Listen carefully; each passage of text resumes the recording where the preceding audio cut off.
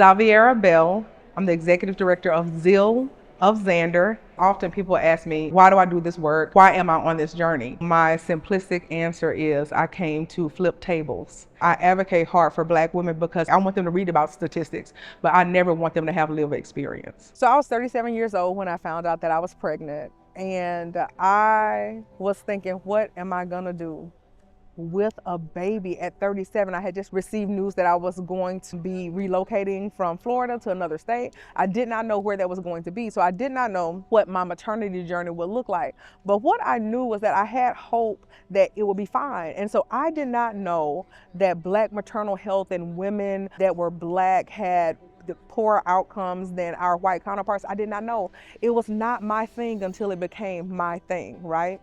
Going throughout my pregnancy, a lot of things occurred that I wish that I could have changed. I remember walking into the doctor's office, and the first question that the receptionist asked me was not my name, but, so you're gonna be using Medicaid today, right? And I was flabbergasted because I had never been asked that question a day in my life.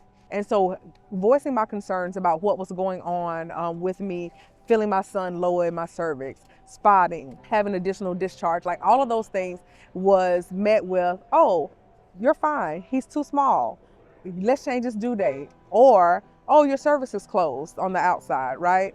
And so I was never really heard as a patient. So what that resulted in, like the disregard of what I was going through, resulted in my son being born preterm. Because they had changed my son's due date by 10 days, it meant that they would not perform life-saving measures. So when my son was born, he was actually 23 weeks and 2 days. But because they changed his due date, he was 21.6.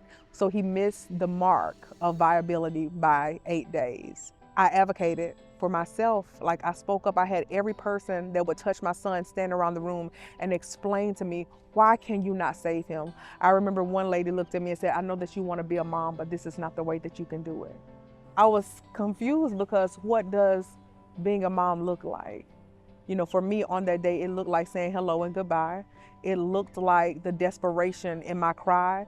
It looked like me trying to advocate for my son. And when I think about my own mother, I know that she would have gave her life for me.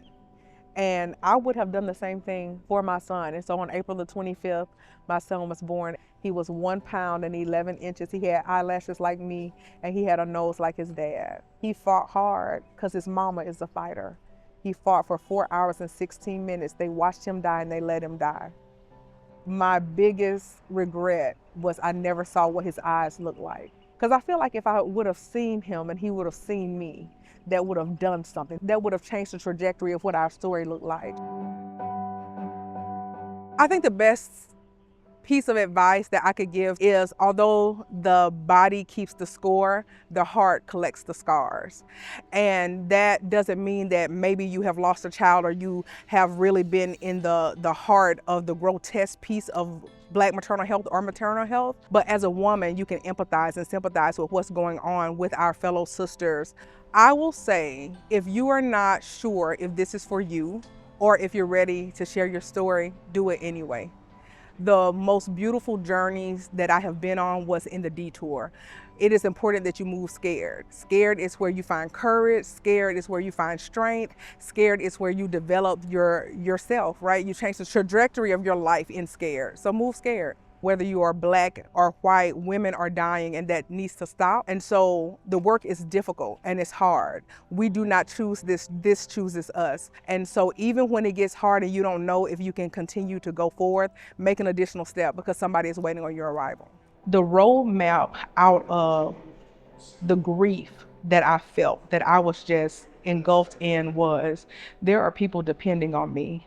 And I would do my son a disjustice if I did not show up. And so for the hard days, I recognized that this isn't about me, right? This is about my 20-year-old sister that may want to get married and have some children. This is about your kids that may want to have some children. It's about women that are walking in the hospitals and not walking out. It's about Black women that have fought so hard to have a loud voice, even if it shakes. I think what's given me hope on my My journey itself is that I can see the growth in me, even in the despair. I know for a fact that advocating for this cause kept me alive, and I'm forever grateful for that. What we know when we look systemically, we know that we are not the priority. And that happens here. Why? Because when the Declaration of Independence was formed and they said, we the people, we were not the people, we were the property.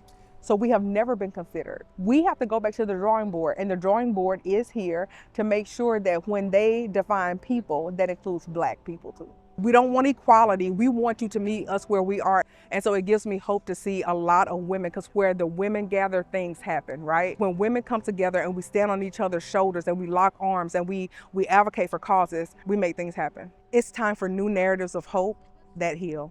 It's time for us to be seen. It's time for our stories to be heard. Join us. Shine a light on Black birth stories of hope.